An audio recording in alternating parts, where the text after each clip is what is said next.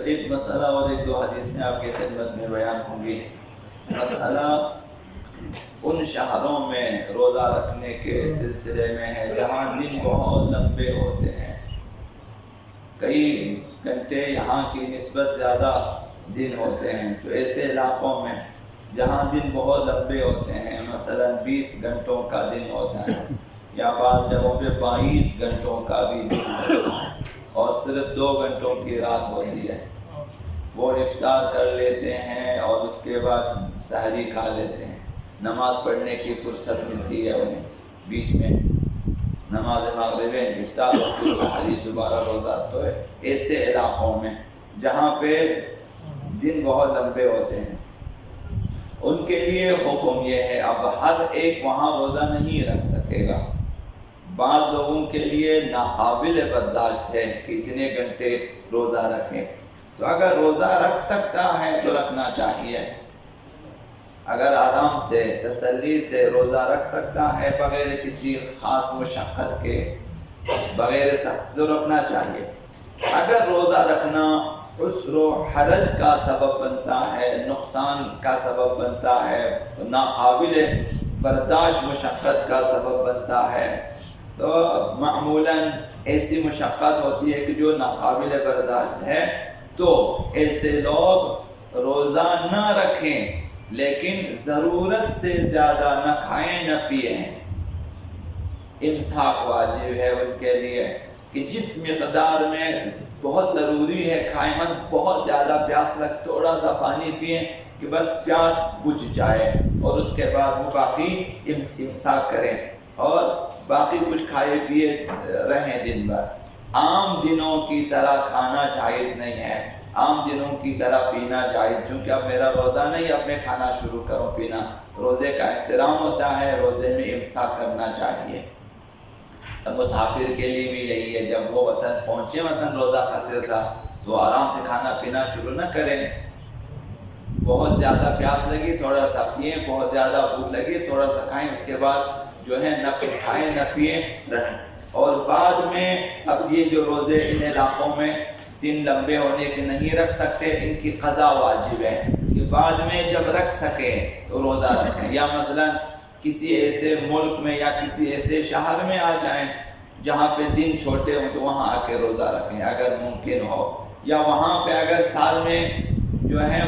بعض مہینوں میں دن چھوٹے ہوتے ہیں تو ان دنوں میں جا کر ان روزوں کی قضا واجب ہے۔ ماہ مبارک رمضان میں نمازوں کے بعد جو دعا ہم لوگ خداوند متعال کی بارگاہ میں کرتے ہیں، ان میں ایک دعا غریب الوطن افراد کے لیے ہے، تو اہل بیت کی تعلیمات میں یہ چیز ہے اور ہمیں سکھایا کہ رمضان میں ہر نماز کے بعد یہ دعا مانگا کرے، اللہم رد کل غریب، غریب یعنی جو غریب الوطن ہو، یہ عام معنی ہے غریب کا کہ جو اپنے وطن سے دور ہے، اپنے خانہ و کاشانہ سے دور ہیں، اپنے اہل و عیال سے دور ہیں، یہ ایک غریب ہے۔ اور دوسرا غریب وہ ہے جو ناشناختہ ہو، جو ایسی ہستی ہو کہ جسے پہچاننا چاہیے لیکن نہ پہچانے اسے، تو ائمہ معصومین اس حوالے سے بھی غریب ہیں کہ انہیں جس طرح پہچاننا چاہیے، جس طرح ان سے استفادہ کرنا چاہیے لوگوں نے نہیں کیا، اس حوالے سے بھی غریب ہے۔ اور اس حوالے سے بھی غریب ہیں کہ وہ جو ہیں سلاطین زمانہ نے انہیں اپنے گھروں میں رہنے نہ دیا، انہیں جلا وطن کر دیا۔ تو ایک دعا یہ ہوتی ہے کہ تمام مؤمنین مؤمنات جو جلا وطن ہیں کسی وجہ سے، ان کے لیے دعا ہوتی ہے کہ اللہم رد کل غریب، خداوندہ وطن سے دور تمام مؤمنین و مسلمین کو اپنے وطن واپس لوٹا دے۔ تو یہ مومنین کی ایک ذمہ داری ہے کہ درماندہ مسافر، وہ بھی غریب الوطن ہے کہ سفر میں گیا وہاں پہ درماندہ ہو چکا ہے، مثلا کھانے پینے کی چیزیں اور اخراجات ختم ہو چکے ہیں، وہ بھی غریب ہے۔ اور اسی طرح سے دوسرے لوگ جو پردیس میں ہیں کسی وجہ سے، ان کی مدد کی جائے تاکہ وہ اپنے وطن واپس آ جائیں۔ جو لوگ نہیں آ سکتے، اگر آپ کے ہاتھ میں ہے آپ کچھ کر سکتے ہیں ان کے لیے تو کرنا چاہیے تاکہ وہ اپنے وطن واپس آ جائیں۔ سرمایہ خرچنے کی ایک راہ یہی درماندہ مسافروں کے لیے ہے۔ مساکین کے لیے بھی ہے، فقراء کے لیے بھی ہے، والدین، عزیز اقارب، اور ایک یہی درماندہ مسافر ہے۔ خداوند متعال نے فرمایا قُلْ مَا أَنفَقْتُم مِّن خَيْرٍ، وہ جو تم جو ہے مال خرچنا چاہتے ہو تو فَلِلْوَالِدَيْنِ، والدین کے لیے ہونا چاہیے، اور والاقربین، رشتہ داروں کے لیے خرچنا چاہیے، والیتاما والمساکین، یتیموں پہ خرچنا چاہیے اور مساکین پہ خرچنا چاہیے۔ تو عرض کیا مساکین وہ افراد ہوتے ہیں کہ جو فقیر سے زیادہ کمزور ہوتے ہیں، فقیروں میں کمی ہوتی ہے، اور مساکین کی حالت فقیروں سے بدتر ہوتی ہے، ان کو مساکین کہا جاتا ہے۔ یہ وابن السبیل، اور درماندہ مسافروں کے لیے خرچنا چاہیے۔ کچھ مثلا آپ کے یہاں آپ کے شہر میں آ جاتے یا دوسرے شہروں میں آنے کے بعد اب وہ وہاں پہ جو ہیں بے خرچ ہو چکے ہیں یا ان کے پیسے ختم ہو چکے ہیں وغیرہ وغیرہ، تو ان میں خرچنا چاہیے۔ وابن السبیل، تو یہ جو غریب الوطن افراد ہیں یہ بھی ابن سبیل ہیں۔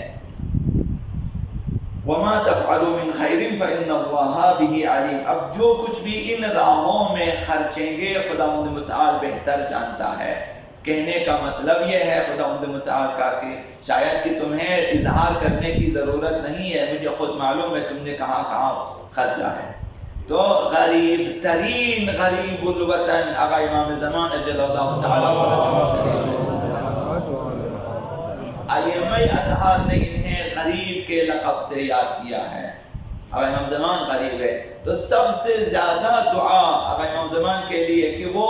جو ہیں غربت غیبت سے واپس آ جائیں، کہ اپنے شیعوں میں آ جائیں، اپنے اہل بیت میں آ جائیں۔ یہ دعا بہت ضروری ہے۔ اولاً آقا امام زمان کے لیے دعا واجب ہے کہ ہمیں کرنی چاہیے، اور خصوصاً اس ماہ میں، جیسا کہ آپ کو علم ہے کہ بعض اولیاء الہی کو آقا امام زمان نے فرمایا کہ دیکھیں یہاں پہ زیر گنبد آقا عبداللہ سے دعا قبول ہوتی ہے، سب لوگ اپنی اپنی حاجتوں کے لیے دعا کرتے، میرے لیے نہیں کرتے۔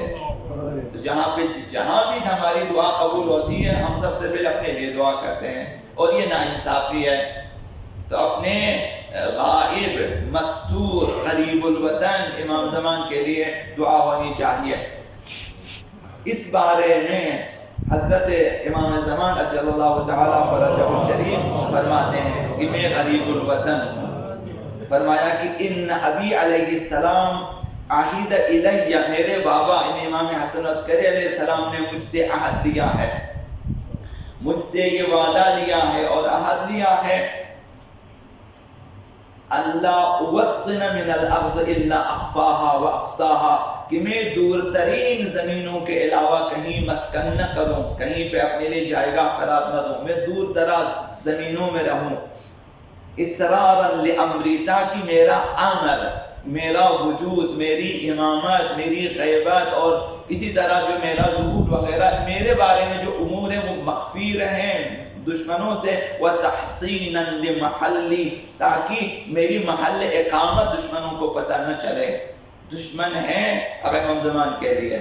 اور خدا متعال نے چاہا کہ دشمنوں کی نگاہوں سے دور رہیں، تو ان کا جو محل اقامت ہے وہ دور ترین نقاط زمین میں ہے، خدا بہتر جانتا ہے کہاں پر ہے۔ تو یہ غریب الوطن ہے۔ لِمَقَائِدِ أَهْلِ الضَّلَالِ، تاکہ گمراہوں کی سازشوں سے میں محفوظ رہوں، والمرادہ سرکشوں کے فتنوں سے محفوظ رہوں، من احداث الامم الضوال فنبذنی الی عالیۃ الرمال، بس ان فتنوں سے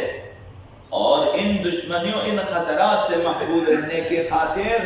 میں بیابانوں میں